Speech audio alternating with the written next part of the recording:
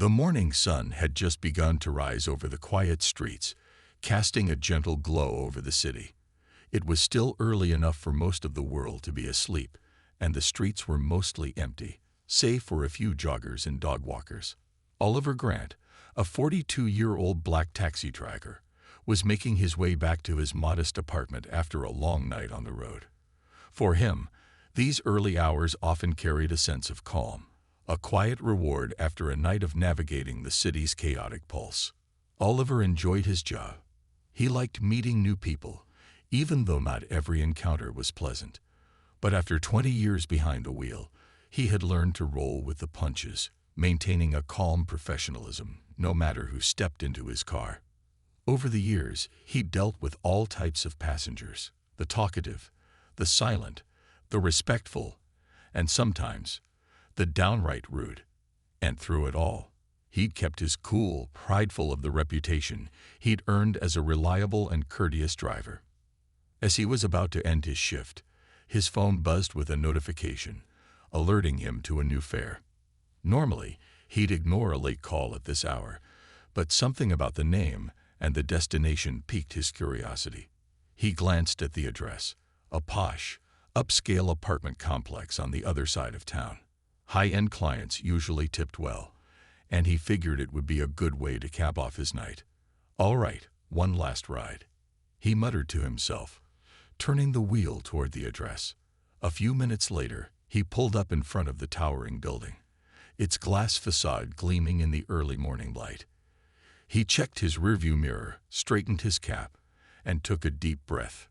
Moments later, the passenger emerged from the lobby.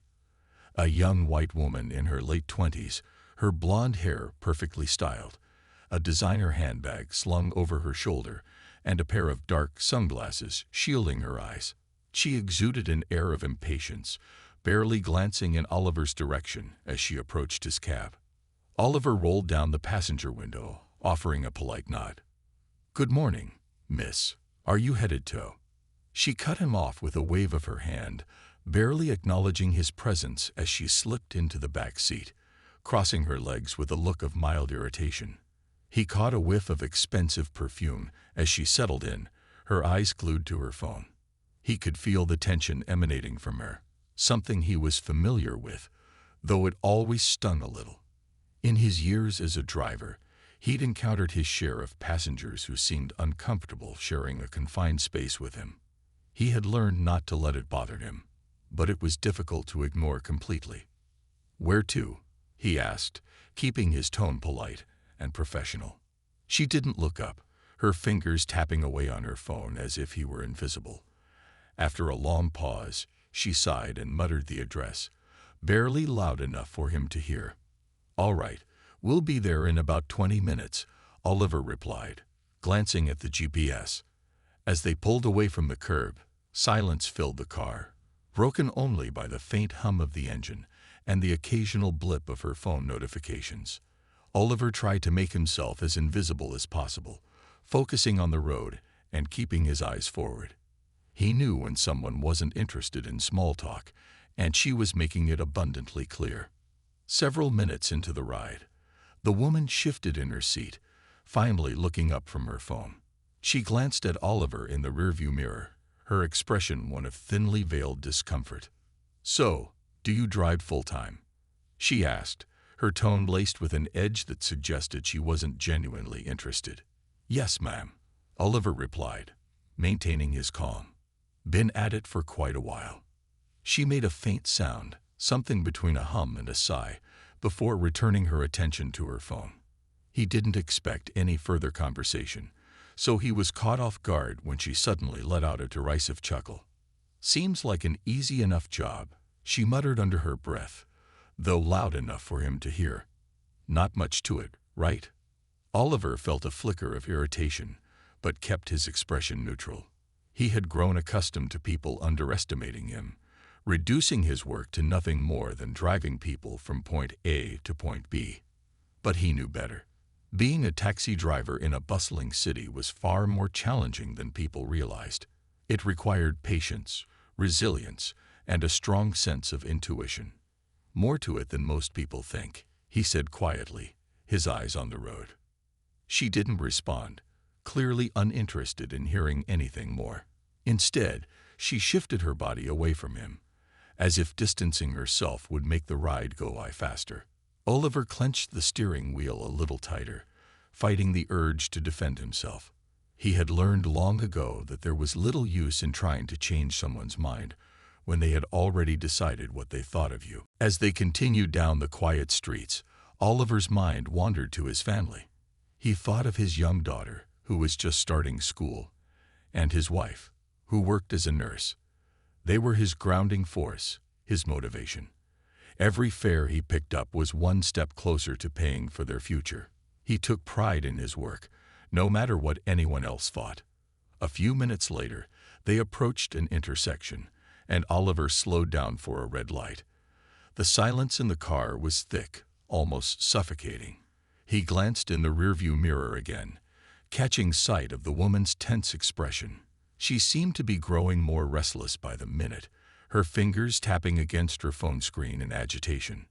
"Is there something wrong, miss?" he asked, keeping his tone courteous. She looked up, her face a mix of frustration and disdain. "Can you hurry it up? I'm running late." Oliver bit back a retort, reminding himself to stay calm. "Of course, Mom," he said, though his hands gripped the wheel a little tighter. The light turned green, and he accelerated, hoping to ease her impatience. But as they neared the destination, something changed. She leaned forward, her eyes narrowing as she looked at the surrounding neighborhood. Her expression shifted from annoyance to something darker, almost suspicious. "You're not taking me in circles, are you?" she demanded, her tone accusatory. Oliver felt a surge of surprise and offense, but kept his voice steady. "No, ma'am. I'm following the route provided. We're almost there." She huffed, crossing her arms and muttering under her breath. "I knew I should have requested a different driver." The insinuation was clear, and it hit Oliver like a punch to the gut. He had heard similar things before, subtle, and sometimes not so subtle jabs that questioned his integrity because of the color of his skin. It was a wound that never fully healed, one that flared up with each encounter like this. "Rest assured, ma'am, I'm getting you to your destination as quickly as I can," he replied, his voice tinged with a calm he barely felt. The silence resumed, even thicker this time. Oliver could feel her eyes on him, watching him with a suspicion that weighed heavy in the air. He focused on the road, each passing second stretching out painfully, the final minutes of the ride feeling like an eternity. When they finally arrived at the destination, Oliver pulled over and put the car in park, exhaling a sigh of relief. He glanced back at her, ready to put this uncomfortable encounter behind him. "That'll be $28.50, he said, keeping his tone neutral. The woman didn't respond right away. She looked at him, a slow, calculating smirk spreading across her face. Then, without warning, she opened her door and stepped out without paying, leaving Oliver stunned. He opened his mouth to call out to her, but she turned around, her eyes flashing with cold anger. "If you ever take me on a route like that again, I'll report you for harassment," she snapped, her voice dripping with contempt. "Consider yourself lucky I don't do it right now." And with that, she walked away, leaving Oliver sitting there in stunned silence. The accusation. As the door slammed shut, Oliver sat there in a stunned silence, trying to process what had just happened. His heart was pounding, and a wave of anger and frustration washed over him, mixing with the hurt that he felt deep in his chest. He had done nothing wrong, nothing to deserve this treatment, this veiled threat. He took a deep breath, attempting to calm the storm brewing inside him. Years of experience had taught him to keep his composure in the face of ignorance, but this was different. This accusation was meant to harm, to intimidate, and it left a bitter taste in his mouth. Slowly, he pulled away from the curb, trying to shake off the encounter as he headed home. But the woman's words echoed in his mind, her voice dripping with entitlement and disdain, twisting an ordinary interaction into something sinister. Oliver gripped the wheel tighter, his knuckles turning white. He felt a hollow ache in his chest, an all too familiar feeling that reminded him of past experiences, each one an unwelcome reminder of the obstacles he'd faced simply because of his skin color. It wasn't the first time he'd faced prejudice, but something about this particular encounter struck a chord. Perhaps it was the casual way she had dismissed him, as if his dignity and professionalism meant nothing, or the way she had tossed the word harassment at him like a weapon.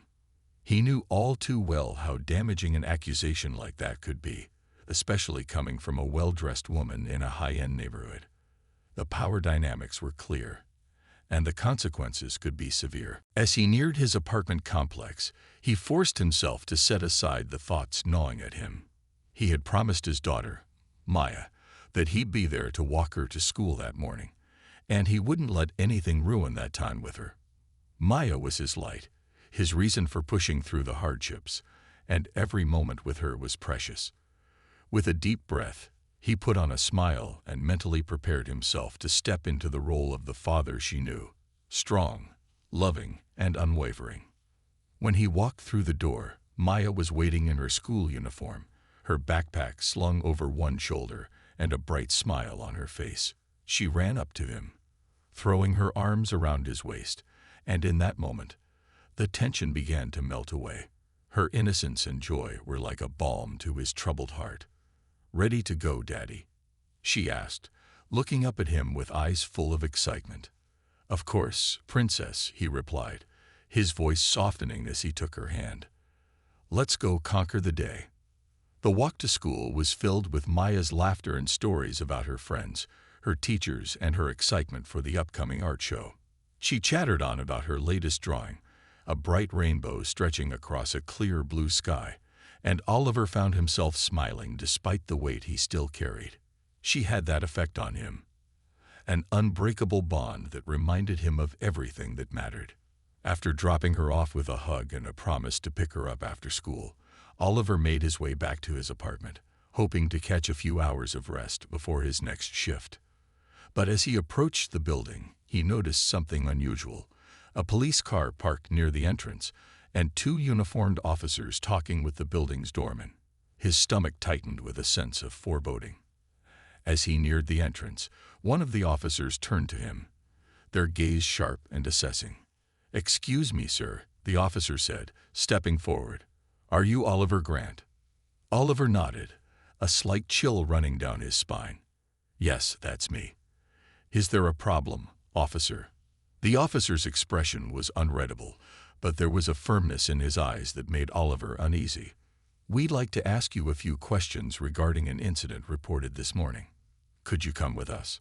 Oliver felt his heart drop. He knew, without a doubt, that this was connected to the woman from earlier. She had actually gone through with her threat, twisting their interaction into something more menacing. He swallowed, fighting to keep his voice steady. "Of course," he replied, keeping his hands visible and his tone respectful. "I have nothing to hide." They led him to the police car, where he sat in the back seat, trying to control the whirlwind of emotions inside him. He felt a mixture of fear and anger, a tight knot in his chest as he tried to process what was happening. He had done nothing wrong, yet here he was, being treated as if he were a criminal. The officers' questions came quickly, each one laced with suspicion, as they asked him to recount every detail of his encounter with the woman. "She claimed you made inappropriate comments toward her and behaved aggressively when she refused to engage with you," one of the officers stated, watching him closely. Oliver's stomach churned with a mixture of disbelief and outrage. Inappropriate comments, aggressive behavior. The accusations were so far from the truth that he felt his pulse quicken, a surge of anger rising within him. "With all due respect, officer, I was nothing but professional. She was the one who was rude, dismissive, and even refused to pay the fare," he replied, struggling to keep his voice calm. "I didn't say anything inappropriate. I just wanted to do my job and get her to her destination." The officer looked skeptical, his gaze unwavering. "Mr. Grant, we've taken her statement, and she seemed pretty shaken up. She described feeling threatened during the ride." Oliver clenched his fists, forcing himself to take a deep breath. He could feel the weight of the situation pressing down on him, the way his words seemed to hold little power against her accusations. He was painfully aware of the imbalance, the way the officers seemed more inclined to believe her side of the story. "I understand that's how she may have felt, but that doesn't make it true," he said, his tone calm but firm. "I did nothing to make her feel threatened. I was just doing my job." After what felt like an eternity, the officers exchanged a glance, seeming to come to a silent decision. "Mr. Grant, we'll be conducting a full investigation. In the meantime, we'd advise you to refrain from driving any passengers until this matter is resolved," one of them said, his voice leaving little room for argument. The words hit Oliver like a blow. Driving was his livelihood, his means of supporting his family. To be asked to stop, even temporarily, was more than an inconvenience. It was a threat to everything he'd worked for. "But I need my job," he protested, his voice laced with desperation. "I have a family to support." The officer's expression softened for a brief moment, but his tone remained firm. "We understand, Mr. Grant, but until we can sort this out, we need to be cautious." With that, they released him, leaving him standing alone on the sidewalk, the weight of the accusations pressing down on him. He felt a deep sense of injustice, a raw anger simmering beneath the surface. He had done nothing wrong, yet he was the one facing consequences, while the woman who had falsely accused him remained untouched. As he made his way back to his apartment, he struggled to keep his emotions in check. He couldn't let Maya see him like this, couldn't let her know what he was going through. But the pain and anger gnawed at him, each step feeling heavier than the last. Once inside, he sank onto the couch, his head in his hands. He felt trapped, powerless in the face of a system that seemed more willing to believe a lie than to seek the truth. The thought of losing his job, of not being able to provide for his daughter, weighed on him like a leaden cloak. But as the initial shock began to wear off, a new resolve took its place. He wouldn't let this woman's lies ruin his life. He would fight for his dignity, for his truth. He knew it wouldn't be easy, and the road ahead would be filled with challenges, but he was determined to clear his name, no matter what it took. With a deep breath, he reached for his phone, determined to make some calls. He knew there were people who would stand by him, people who knew his character and would vouch for his integrity. This wasn't the end. It was just the beginning of a battle he would face with unwavering strength. Facing the fallout. The next morning, Oliver sat at his kitchen table, staring at the coffee cup in his hands, barely tasting the bitter liquid as he took small sips. Sleep had been elusive the night before. He had spent hours replaying every moment of the previous day, trying to understand how his life had so suddenly been thrown into chaos. The injustice of it all gnawed at him. The knowledge that one person's lie could so easily jeopardize everything he'd worked so hard for. His thoughts were interrupted by the sound of little footsteps pattering down the hall. Maya appeared, her face still sleepy, a small yawn escaping her lips as she shuffled toward him. She climbed onto his lap, wrapping her arms around his neck in an embrace that, even in his darkest moments, could melt his heart. "Daddy, are you okay?" she asked, her young voice filled with concern that was both touching and heartbreaking. "You look sad." Oliver forced a smile, brushing a stray curl from her forehead. "I'm okay, sweetie. Just thinking about some grown-up stuff. Nothing for you to worry about." He held her close, grateful for her warmth and innocence. In that moment, he vowed that he wouldn't let anything harm her sense of security. She was his world, and he would protect her, no matter what. After getting Maya ready for school, he walked her to the bus stop, making sure she got on safely. Once the bus pulled away, he returned home, his mind already buzzing with plans. He knew he needed to act quickly if he wanted to protect his livelihood and his reputation. The world wouldn't wait for him to collect his thoughts. He had to be proactive, take control of the narrative before it spiraled any further out of reach. The first thing he did was call his friend Marcus, a lawyer he had known since their high school days. Marcus was a straight shooter, a man with a strong sense of justice, and Oliver knew he could count on him to provide the support he needed. Within minutes, Marcus agreed to come over, his voice laced with concern but filled with determination. "Don't worry, man," Marcus said over the phone. "We're going to sort this out. This woman can't just throw around accusations like that without consequences. I'll be there soon." While he waited, Oliver went through his phone, searching for any documents, receipts, or proof of his work ethic that might help him defend himself. As he sifted through his emails and records, he found letters from previous passengers who had written glowing reviews of his service, praising his professionalism and kindness. Reading their words brought a glimmer of hope, reminding him that he wasn't defined by this one false accusation. When Marcus arrived, they sat together at the table, going over everything that had happened in painstaking detail. Marcus listened intently, his expression growing darker with each word Oliver spoke. "This is outrageous," Marcus muttered, shaking his head. "It sounds like she made up this story just to cause trouble.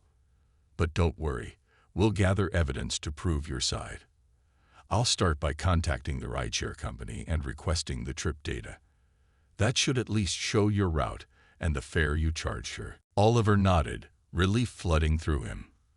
For the first time since the incident, he felt a sense of direction, a path forward. But there was still the weight of the investigation looming over him, the uncertainty of whether the truth would be enough to clear his name. As the days passed, Oliver faced more challenges. News of the incident had spread, and rumors began to swirl around the neighborhood and among his fellow drivers. He could feel the suspicious glances from neighbors, the subtle shift in their demeanor when he walked past them on the street. It was as though a shadow had settled over him, cast by the whispers of doubt and mistrust. He received calls from friends and acquaintances, some expressing their support and disbelief, others subtly questioning him, their words laced with doubt. Each conversation left him feeling more isolated, more aware of the fragility of his reputation. It was astonishing how quickly people's perception could change, how easily they could turn on someone they once respected. One afternoon, while picking up groceries, he ran into Mrs. Hawthorne, an elderly woman he had often helped with her bags and groceries. She looked at him with a wary expression, her usual warm smile replaced by a tight-lipped frown. "Oliver," she said, her tone colder than he'd ever heard it. "I heard about the incident. I don't know what to think. I always thought you were a decent man, but these accusations, they're troubling."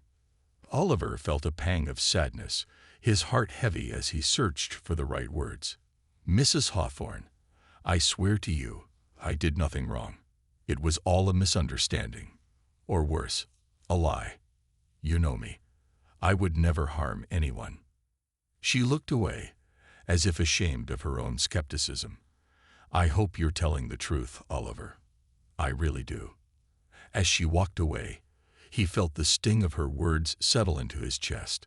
It was a small moment, but it reminded him of the uphill battle he was fighting. The court of public opinion was already turning against him, and he knew that clearing his name wouldn't be enough to fully restore his reputation. People remembered accusations far longer than they remembered the truth. Determined to gather every bit of evidence he could, Oliver followed Marcus's advice and contacted the rideshare company, requesting access to the trip's GPS data and any recorded interactions. To his relief, they were cooperative, providing a record of his route, the fare, and even the length of time he had spent at the woman's destination before she exited the vehicle. It was a small victory, but it felt like a glimmer of hope in an otherwise dark situation. Marcus took the evidence and began building a case to refute the woman's claims. He encouraged Oliver to reach out to other passengers who could vouch for his character and professionalism, building a collection of testimonies that painted a very different picture from the one she had tried to portray. In the midst of this, Oliver tried to maintain a sense of normalcy for Maya's sake. He continued to walk her to the bus stop each morning, putting on a brave face even as the weight of the situation bore down on him. He didn't want her to sense his distress, didn't want her innocent world to be tainted by the ugliness he was facing. But children were perceptive, And one morning as they walked, Maya looked up at him with a worried expression. "Daddy, why do you look sad all the time now?"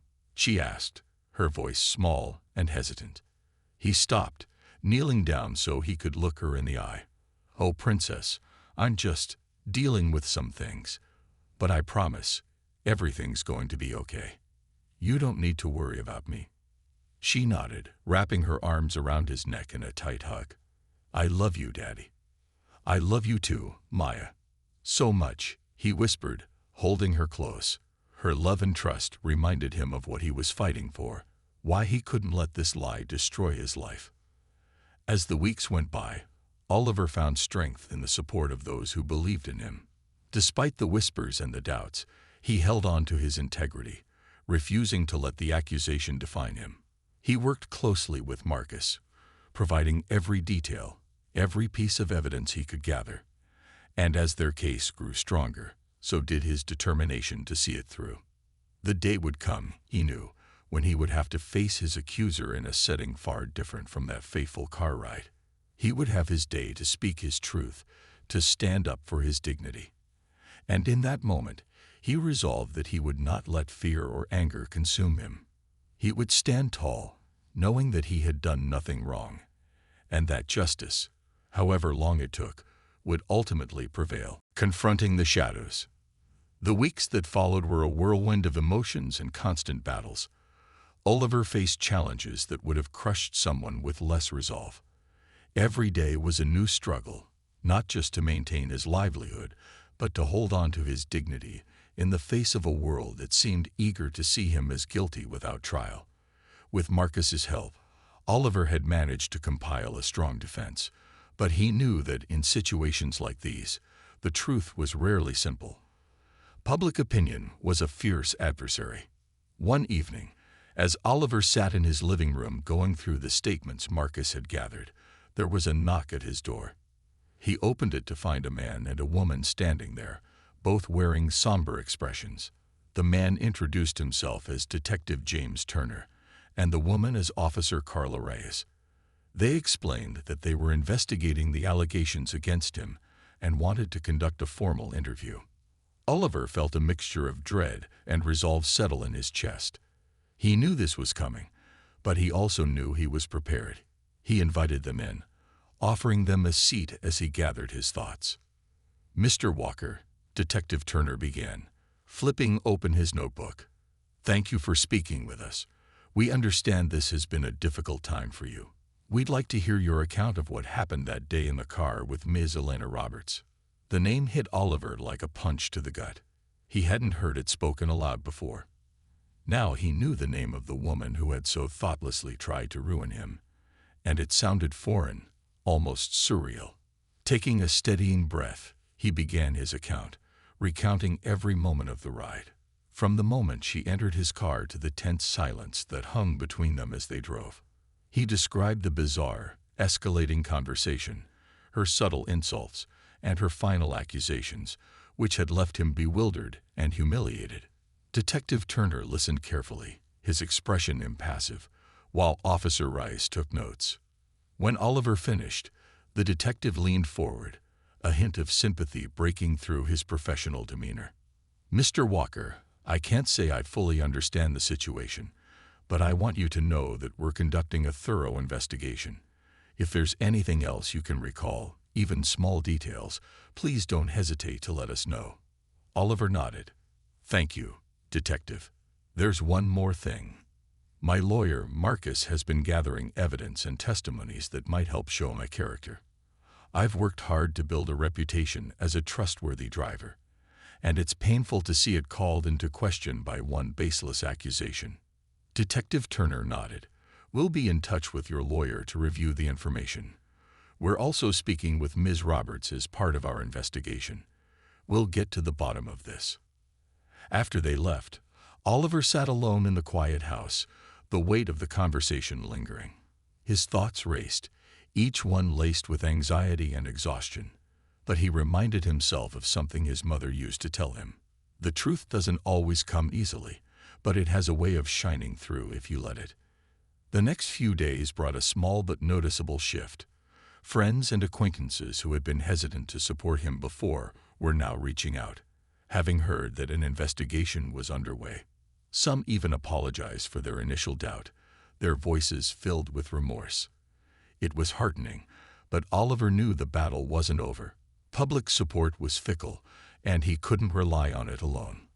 One evening, he received a call from Marcus. "Oliver, I have news," his lawyer said, a slight edge of excitement in his voice. "We've managed to obtain video footage from a nearby store's security camera that partially captured your altercation with Ms. Roberts outside the car. The footage isn't perfect, but it shows her aggressively confronting you after getting out. This could be crucial." Oliver felt a spark of hope flare up in his chest. That's amazing, Marcus. Do you think he'll be enough?" "It's a start," Marcus replied. "I'm also planning to use her social media activity to establish a pattern of behavior. It turns out she has a history of making racially charged comments online. This could demonstrate a motive for her accusation." As he listened to Marcus lay out their strategy, Oliver felt a renewed sense of purpose. This fight wasn't just about clearing his name. It was about standing up against prejudice, against the unfairness he had faced not just now, but throughout his life. The day of the hearing arrived, and Oliver's nerves were a storm beneath his calm exterior. He dressed carefully, choosing the simple suit that projected professionalism and confidence. Marcus met him outside the courthouse, giving him a reassuring pat on the shoulder. Inside, the courtroom was crowded. On one side sat Ms. Roberts, her face a mask of indifference, as she leaned back in her chair. Her lawyer, a slick, well-dressed man, glanced at Oliver with a dismissive smirk. On the other side, Oliver sat with Marcus, his jaw set and his hands folded tightly in his lap. The proceedings began, and Ms. Roberts' lawyer was quick to paint Oliver in a negative light, insinuating that he had been aggressive and unprofessional during the ride. He portrayed her as a vulnerable woman who had felt threatened by his presence. But Marcus was prepared. He countered every accusation with evidence, presenting testimonies from Oliver's past passengers and colleagues, letters of commendation, and the statements from the security footage, which showed Ms. Roberts approaching him in an agitated manner after exiting his car. Marcus played the footage for the court, and a hush fell over the room as the grainy black and white video showed Ms. Roberts pointing a finger in Oliver's face, her posture aggressive, and her expression filled with anger. As the video played, Oliver noticed a flicker of discomfort cross Ms. Roberts' face. For the first time, her confidence seemed to waver. Then came the moment that had everyone in the courtroom on edge. Marcus brought up Ms. Roberts' social media history, pulling up screenshots of posts and comments where she had made derogatory remarks and racially insensitive comments. Each word on the screen was a reminder of the hostility she had directed toward people like him, and it spoke volumes about her possible motives. Ms. Roberts' lawyer objected, calling the posts irrelevant, but the judge allowed it, stating that they were admissible as character evidence. The courtroom buzzed with whispered conversations as the screenshots were displayed, each one adding another layer of doubt to her story. Finally, it was Oliver's turn to speak.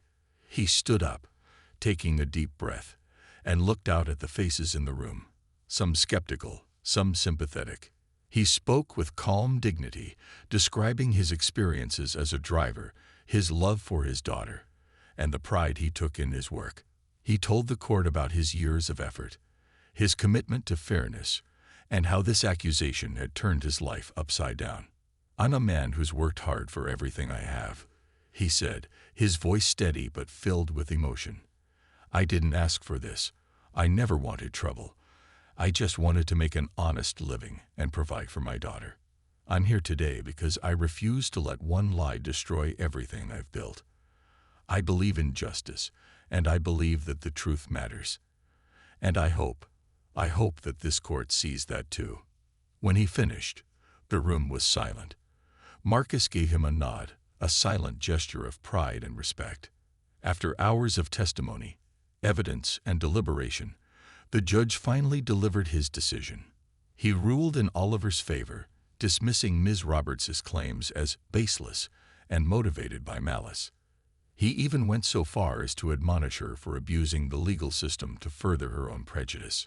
A wave of relief washed over Oliver, so powerful that he nearly sank into his seat. The nightmare was over. Justice had been served, but the experience had left a scar, a reminder of the fragility of reputation and the harsh reality of prejudice. As he left the courthouse, surrounded by friends and supporters who had come to see him through the ordeal, Oliver took a deep breath, feeling the weight lift off his shoulders. He looked up at the sky, the sun breaking through a layer of clouds, casting a warm glow over the city. He knew that his life would never be the same, that he would carry the memory of this experience with him. But he also knew that he had faced the worst of it and emerged stronger. For his daughter, for himself, and for everyone who had ever been in his shoes, he had stood up to the lies and prejudice and won. And that, he realized, was a victory worth everything. Rising from the ashes. Oliver's victory in court marked a pivotal turning point in his life, but it was far from the end of his journey. In the days that followed, he felt both the warmth of vindication and the cold sting of lingering suspicion. While the courtroom had cleared his name, the world outside still bore the scars of doubt and prejudice. Reclaiming his place in a society that had so readily judged him would be a fight of a different kind.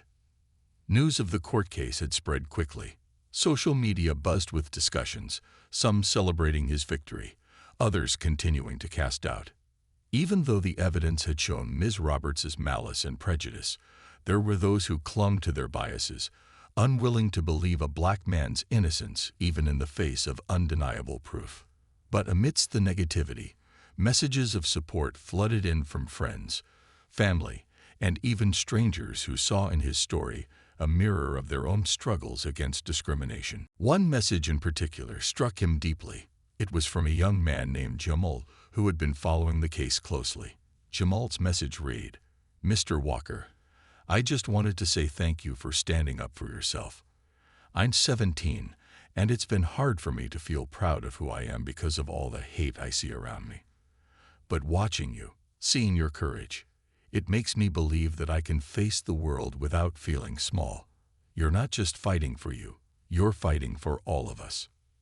That message stayed with Oliver. He realized that his battle had become a symbol for others. Young people like Jamal saw in him a beacon of resilience and strength, a reminder that they, too, could stand against injustice. The weight of that responsibility filled him with a renewed sense of purpose. It wasn't long before local media reached out, wanting to interview him about his experience. At first, Oliver hesitated. The idea of speaking openly about his ordeal was daunting, but Marcus encouraged him, reminding him of the power of his voice. "You've been given a platform, Oliver," Marcus said. "You have the chance to change minds, to show people what it's really like to walk in your shoes. Don't let fear take that away from you." With Marcus by his side, Oliver agreed to a live interview on a prominent local news station. As he prepared, he felt a mix of nerves and resolve. He knew he was stepping into a space where he would be vulnerable, where his story would be dissected, possibly even twisted by those who refused to listen. But he also knew that his words could plant seeds of empathy and understanding in the minds of those willing to hear him. The studio was bright and sterile, the lights casting a spotlight that made him feel both seen and exposed. The interviewer, a composed woman named Denise, introduced him with a respectful tone, briefly summarizing the case for viewers before inviting Oliver to share his story. "Mr. Walker," Denise began, her voice steady but warm, "you went through a tremendous ordeal that would have broken many. Yet here you are, standing strong. Can you tell us what kept you going during those darkest moments?" Oliver took a breath, looking directly into the camera, feeling as if he were speaking not just to the interviewer, but to everyone who had ever doubted him, and to everyone who needed to hear his story. "I kept going because I had no choice," he said, his voice clear and calm. "I have a daughter who looks up to me, and I want her to see a man who stands for what's right, even when it's hard. I kept going because, as a black man, I've spent my life being underestimated, judged, and sometimes feared just for existing. But I won't let anyone define my worth or my character based on their prejudices. I'm here to show that truth, dignity, and resilience are more powerful than hate." Denise nodded, visibly moved. There are many people who feel that justice is a complicated concept, that it's not always fair. What would you say to those who still believe Ms. Roberts's version of events, despite the evidence? Oliver paused, considering his words. "I'd say that it's easy to believe what you want to believe, especially when it aligns with your biases. But I challenge those people to look deeper. It's not just about what happened to me. It's about how quickly we, as a society, are willing to judge someone based on their appearance or the color of their skin. This isn't just my story. It's the story of countless others who have been judged, dismissed, or mistreated simply because of who they are. I'm asking people to reflect on that, to question their assumptions, and to understand that justice means fairness for all, not just for some." The studio was silent, the weight of his words hanging in the air. Denise took a deep breath, visibly impacted. "Mr. Walker, your story is truly inspiring. Thank you for sharing it with us today." After the interview aired, Oliver's story spread even further. The response was overwhelming. People from all walks of life reached out to him, sharing their own experiences, thanking him for his courage, and expressing how his story had made them think differently. He even received an invitation to speak at a local high school about resilience and the power of standing up for oneself. When he arrived at the school, he was greeted by a sea of young faces, some curious, others visibly inspired by his presence. The auditorium buzzed with energy as he took the stage. He felt a surge of nervousness, but it was quickly replaced by a sense of purpose. These kids needed to hear what he had to say. They needed to know that their worth was not defined by others' prejudices. He spoke about his journey, about the pain and the lessons he learned. He talked about the importance of knowing your own worth, of standing tall, even when the world tried to bring you down. His words resonated deeply with the students, who listened with rapt attention, hanging on to every word.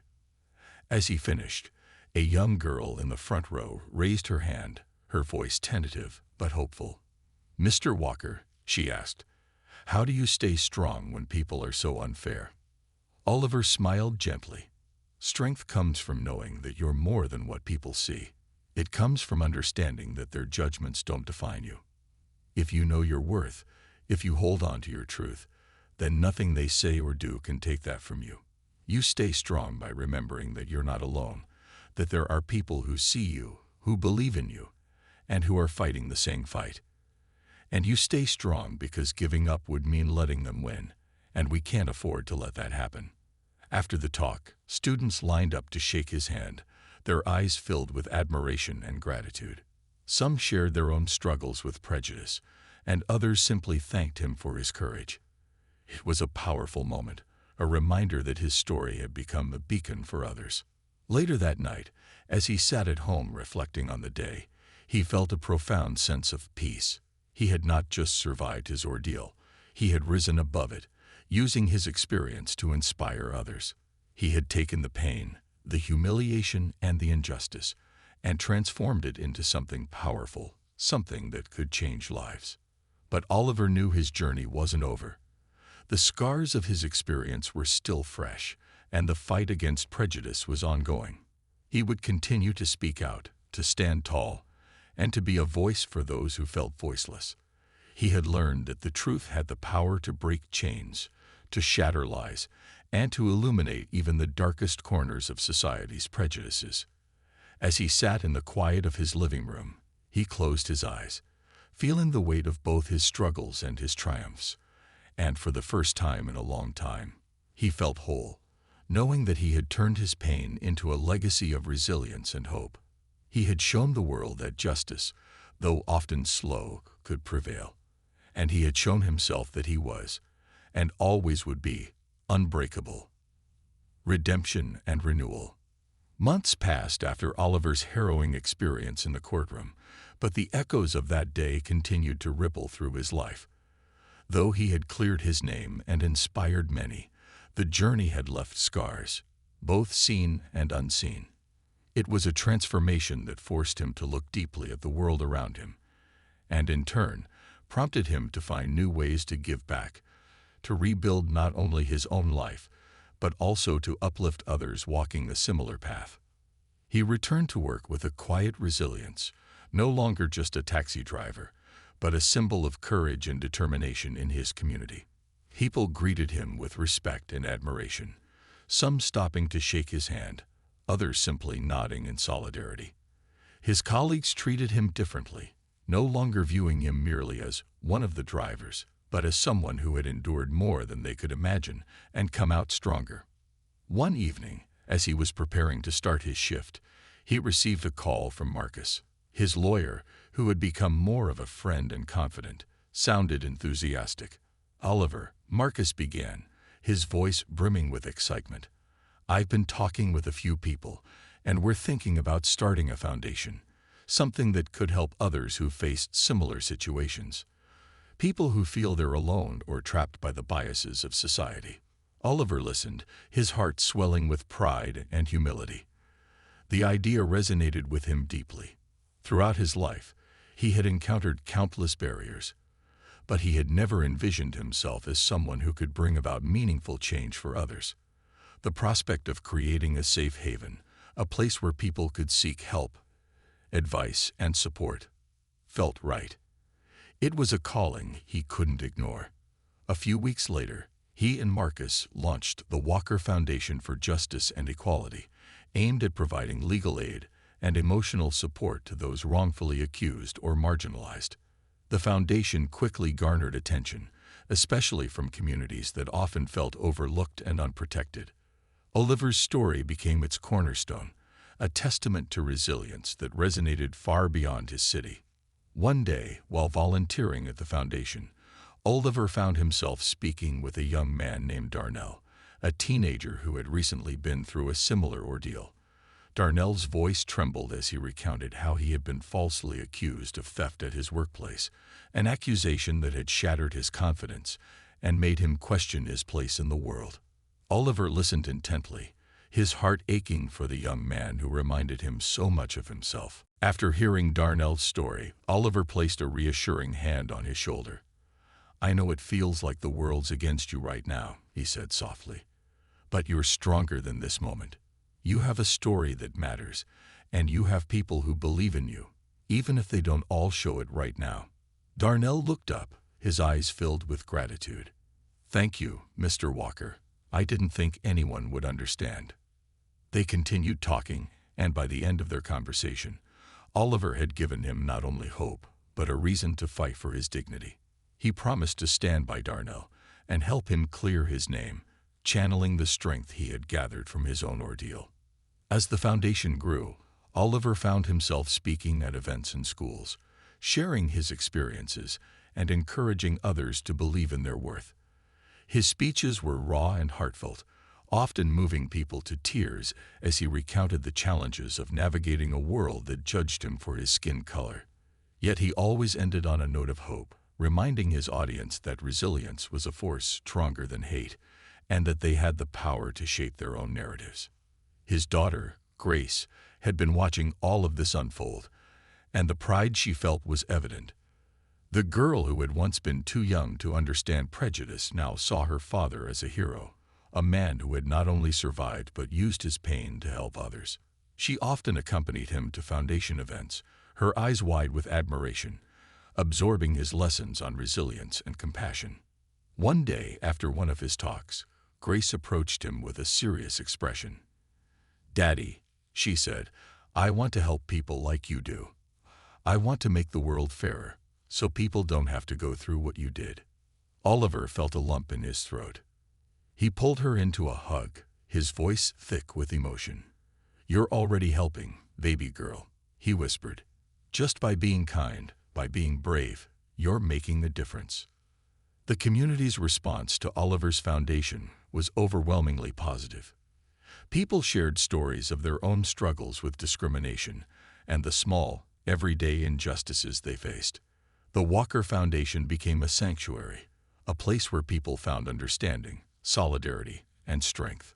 Oliver knew that not everyone would see immediate change in their lives, but he hoped that by providing a voice and a platform, he could help shift the tide for future generations.